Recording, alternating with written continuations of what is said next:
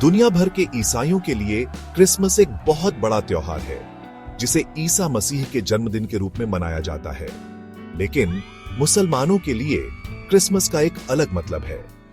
मुसलमान होने के नाते हम ईसा मसीह को या अरबी में ईसा को अल्लाह के एक सम्मानित पैगंबर और रसूल मानते हैं, लेकिन खुदा के बेटे के रूप में नहीं। क्रिसमस के जश्न पर इस्लामी दृष्टिकोण को समझने के लिए यह अंतर बहुत महत्वपूर्ण है। कुरान, हमारी पवित्र किताब, साफ साफ कहती है कि अल्लाह एक है और उसका कोई साथी या संतान नहीं है।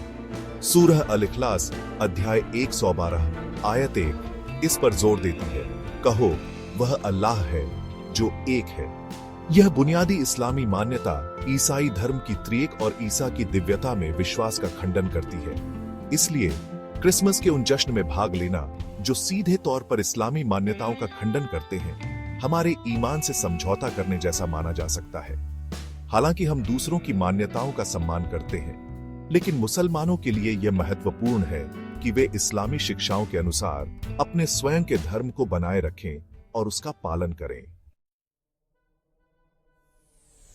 कुरान का एक महत्वपूर्ण हिस्सा ईसा की कहानी को समर्पित है, जिसमें उनके चमत्कारी जन्म और एक पैगंबर के रूप में उनकी भूमिका पर प्रकाश डाला गया है।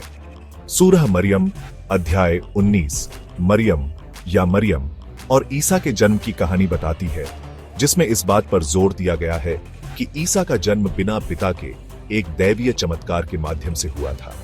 हालांकि कुरान स्पष्ट करती है कि ईसा का चमत्कारी जन्म उन्हें खुदा का बेटा नहीं बनाता है। कुरान सूरह अल-इखलास अध्याय 112 आयत 3 में कहती है, न वह जन्म देता है और न ही जन्म लिया जाता है। यह आयत इस्लामी मान्यता को पुष्ट करती है कि अल्लाह अद्वितीय है और उसकी कोई संतान नहीं है। मुसलमानों का मानना है कि ईसा ने अल्लाह की इच्छा से चमत्कार किए, ठीक उसी तरह जैसे उनसे पहले अन्य पैगंबरों ने किए थे।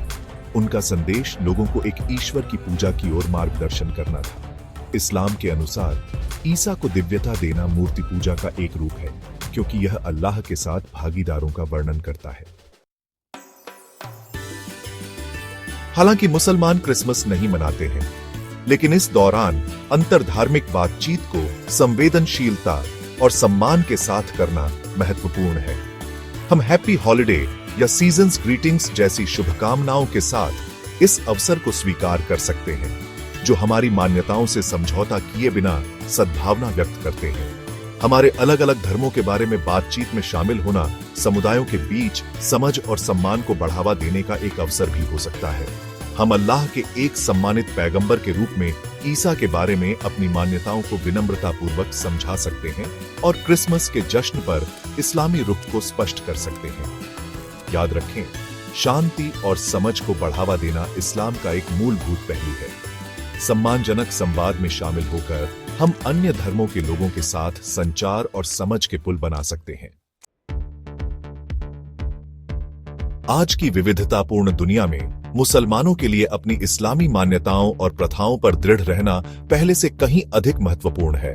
इसमें उन धार्मिक समारोहों में भाग लेने से बचना शामिल है जो हमारे धर्म का खंडन करते हैं। कुरान और पैगंबर मोहम्मद सल्लल्लाहु अलैहि वसल्लम की शिक्षाएं इस्लामी सिद्धांतों के अनुसार अपना जीवन कैसे जीना है, इस पर स्पष्ट मार्गदर्शन प्रदान करती है।